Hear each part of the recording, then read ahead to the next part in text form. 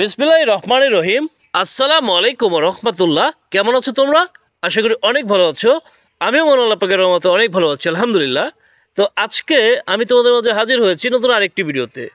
আর আজকের এই ভিডিওটা হচ্ছে তোমরা যারা এসএসসি 2025 সালে পরীক্ষা দিতে যাচ্ছ তাদের জন্য মাত্র 5টি রুলস দিয়ে কমপ্লিটিং সেন্টেন্সের সহজ উপায়। তো অবশ্যই ভিডিওটি শুরু থেকে শেষ পর্যন্ত কন্টিনিউ করো। যারা আমার চ্যানেলটা এখনও সাবস্ক্রাইব করো নাই তারা দ্রুত সাবস্ক্রাইব করে দাও, আর যারা করেছো তাদেরকে অসংখ্য ধন্যবাদ। ওকে, চলো ভিডিওটি শুরু করা যাক। তো তোমরা স্ক্রিনে দেখতেই পাচ্ছ completing sentence SSC only 5 tricks for completing sentence. It is high time. তো ইট ইজ হাই টাইম যদি থাকে তাহলে সেক্ষেত্রে তুমি কি করবা, যে ইট ইজ হাই টাইম থাকলে যে গ্যাপ অংশ আছে এই গ্যাপ অংশে জাস্ট তুমি লিখে দিবা উই ওয়েন্ট টু স্কুল, তোমার কমপ্লিট সেন্টেন্সের অ্যান্সার হয়ে যাবে। Just it is high time থাকলে তোমাকে কি করতে হবে, উই ওয়েন্ট টু স্কুল লিখে দাও, তোমার অ্যান্সার হয়ে যাবে। ওকে, অর্থাৎ ইট ইজ হাই টাইম থাকলে সাবজেক্টের পরে verb two plus other word হয়, এজন্য ইট ইজ হাই টাইম থাকলে উই ওয়েন্ট টু স্কুল লিখে দিলে তোমার অ্যান্সারটা হয়ে যাবে।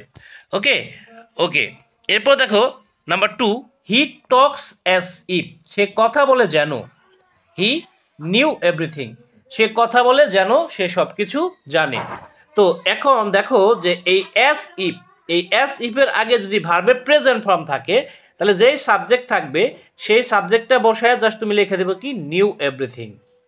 আর অ্যাজ ইফের আগে যদি পাস্ট ফর্ম থাকে তাহলে সাবজেক্টটা বসায় তোমাকে লিখতে হবে হ্যাড নন এভরিথিং।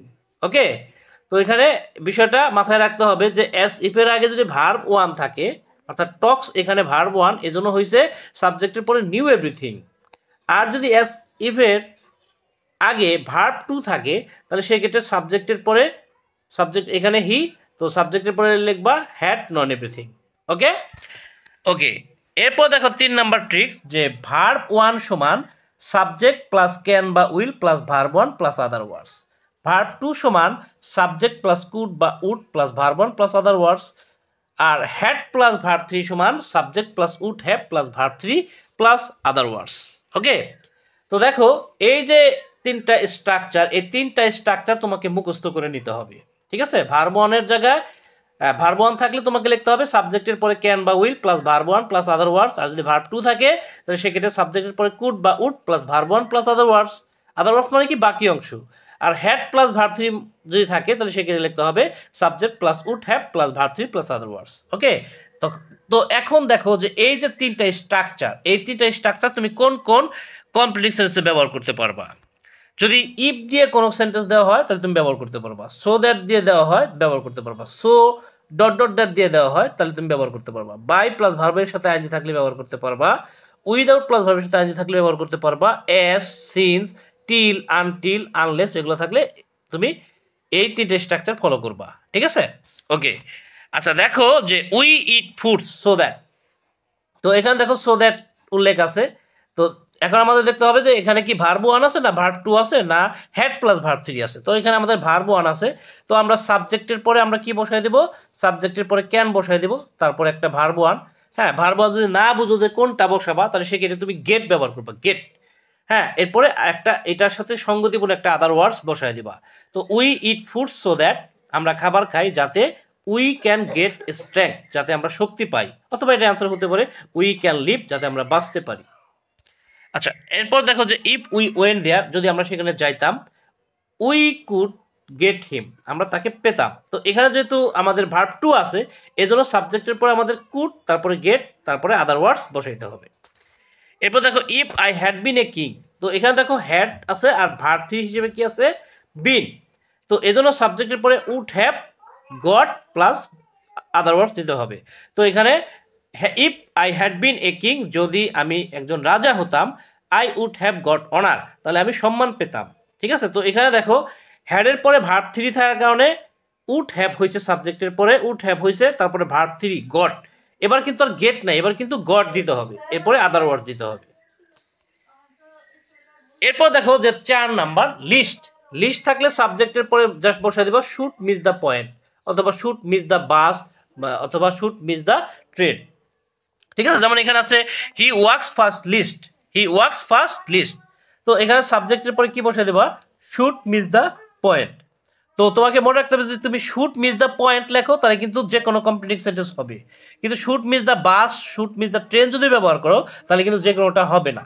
ওকে, তো এখানে আছে কি তারপরে ওয়াক ফার্স্ট লিস্ট। তো ওয়াক ফার্স্ট, এখানে ওয়াক মানে হাঁটা, এই হাঁটা এর আগে কিন্তু কোনো, এই ওয়াকের আগে কোনো সাবজেক্ট নাই, তাহলে সেক্ষেত্রে তোমাকে ইউ ব্যবহার করতে হবে, ইউ। তো যদি সরাসরি ভার্ব ওয়ান দিয়ে শুরু হয় তাহলে সেক্ষেত্রে তোমাকে লিখতে হবে you should miss the point, you should miss the point. Okay okay, আচ্ছা এরপর আমরা চলে আসছি 5 নাম্বার ট্রিক্সে। A village doctor is a person, একজন গ্রাম্য ডাক্তার একজন ব্যক্তি, একজন গ্রাম্য ডাক্তার একজন ব্যক্তি। তো দেখো এ ভিলেজ ডক্টর আর এ পারসন কিন্তু একই ব্যক্তিকে বুঝাইতেছে। তো সাবজেক্ট আর অবজেক্ট যখন একজন ব্যক্তিকে বুঝাবে তখন সে যদি ব্যক্তি বুঝায় তার পরিবর্তে তোমাকে লিখতে হবে who is a familiar figure. অর্থাৎ এই যে এখানে এটা একটা সাবজেক্ট আর এই যে এ পারসন এটা একটা অবজেক্ট।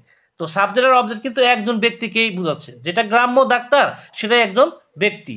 তো এজন্য এখানে তুমি জাস্ট লিখে দাও who is a familiar figure, তাহলে হয়ে যাবে।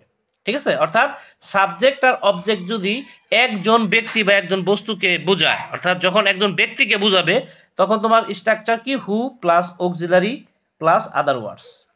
হ্যাঁ, যদি কোনো বস্তুকে বোঝায় তাহলে whose plus auxiliary plus other words. আর যদি কোনো স্থান বা জায়গাকে বোঝায় তাহলে where plus subject plus other words. আর যদি টাইমকে বোঝায় মানে সময় বোঝায় তাহলে when plus subject plus verb plus other words. তো যেমন এখানে আছে ইট ইজ হেলথ, তার মানে যেটা ইট ওইটাই কিন্তু স্বাস্থ্য।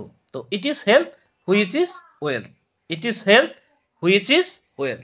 তারপর দেখো ইট ইজ 1971, তো যেটা ইট ওইটাই কিন্তু 1971। তো যেহেতু 1971 একটা সময়, তো এখানে হোয়েন বসানো হয়েছে, তারপরে সাবজেক্ট, তারপরে ভার্ব, আদার ওয়ার্ডস। তো it is 1971 when we became independent, অর্থাৎ এটি 1971 সাল যখন আমরা স্বাধীনতা পেয়েছিলাম বা স্বাধীন হয়েছিলাম। ঠিক আছে, তো এরপর আছে কি টাঙ্গাইল, টাঙ্গাইল কি একটা জায়গা, তো যেটা টাঙ্গাইল ওইটা কিন্তু প্লেস মানে জায়গা। তো এই ক্ষেত্রে হয়ার ব্যবহার করতে হবে যেহেতু জায়গার নাম, হয়ার তারপরে সাবজেক্ট তারপর ভার্ব, হয়ার he lives. Tangail is the place হয়ার হি লিভস, টাঙ্গাইল একটা স্থান যেখানে সে বাস করে।